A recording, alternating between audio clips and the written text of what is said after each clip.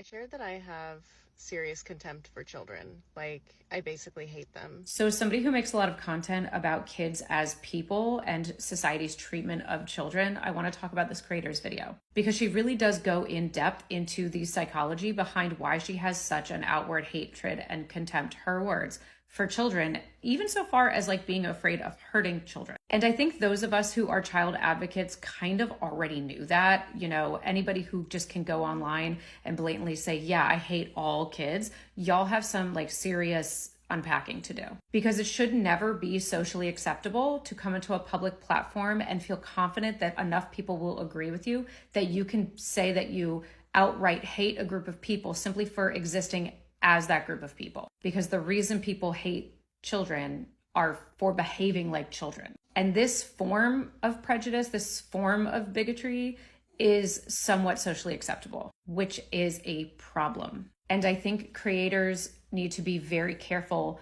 about how they go about having this conversation, because if you are not having the conversation as somebody who's done the work, who has gotten to the other side of these feelings and impulses and trauma triggers, I think you are in fact possibly doing more harm to children as a group and people's opinions of children than you are good. But that's just my opinion. That also being said, I think this doubles down my complete confidence that people who are breaking generational trauma cycles are not only breaking them for their own children, they are then raising a new generation of people who are not going to be triggered by children. If kids are allowed to be kids and are loved as children, they will not grow up to hate children.